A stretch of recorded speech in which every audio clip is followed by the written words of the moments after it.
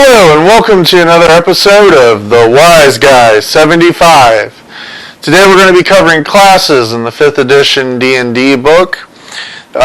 First up is the Barbarian, which is pretty obvious. You're talking about your basic Conan the Barbarian, right there in the name. It pretty much sums up what most barbarians can do. Go into blood rages, really strong meatheads, that kind of thing. Then you've got the Bard, which is like the exact opposite side of the spectrum. The totally laid-back guy that probably couldn't win a fight if he had to. But he can sing, he can dance, he has all kinds of different skills and abilities that make him useful. And in a dungeon, he's undoable without. Because that's the guy that's going to come up with ways to open the passages and stuff that block you. Good guy to have around if you got some gelatinous ooze. Then we go to the Clerk. This is the guy that keeps the party from dying usually. Without a Clerk, it's usually a reason why you keep dying. The Clerk usually has healing spells as well as other spells, varying everything from fireballs of some deity and radiant flow to things like giving you more luck. The Druid follows that. This is your nature lover, and to a degree where they have some mystical powers with the Fae. Don't mess with too many Druids at once or you probably won't last long.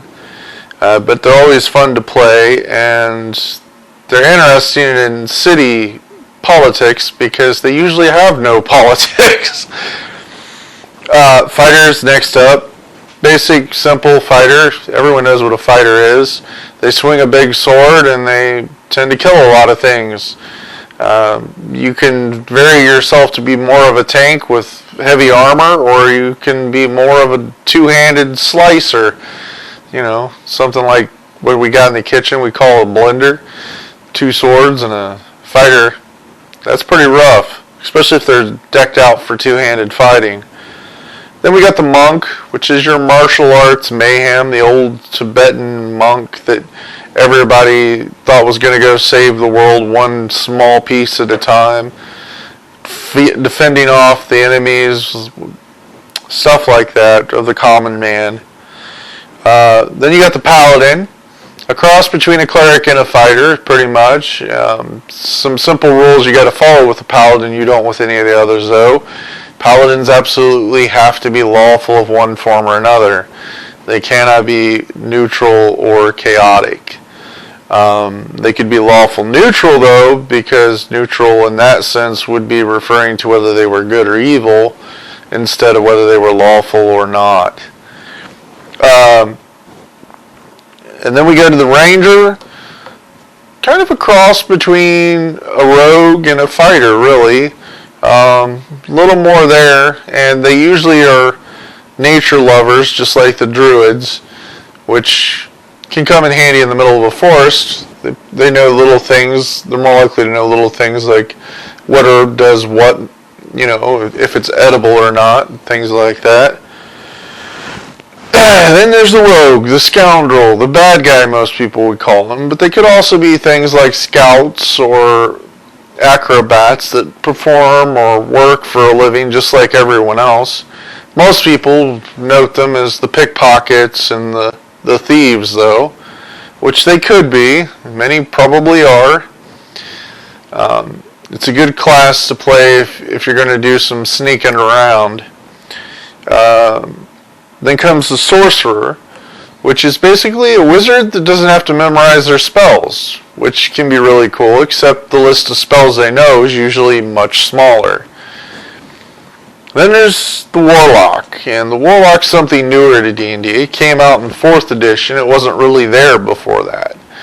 The Warlock makes deals with some powerful infernal creature in order to cast spells and do other ritualistic things that you would think of a warlock doing. They're kind of the occultist wizard. They got some good to them, but there's a lot of darkness, and it's very rare to find a actually good warlock. They tend much more towards the evil, at least neutral, And most of them aren't too worried about laws, but some of them might be.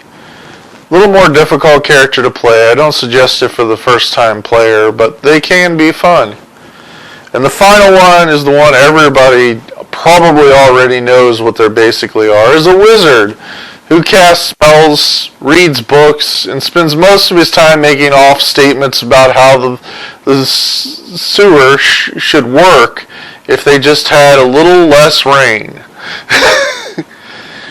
So that pretty much sums up the classes today, which is what I wanted to cover. And I'll go a little bit into next week's video. Next week we're going to tie all this up and go with abilities. The classes have requirements. There's certain abilities you have to really have a good, strong suit in a class. And the races have bonuses to the abilities. So when you know what those other two are, then you're finally ready to bring all three elements together and finally pick your attributes. So that's all for today. Been fun talking to you. Hope you learned something of use, and goodbye.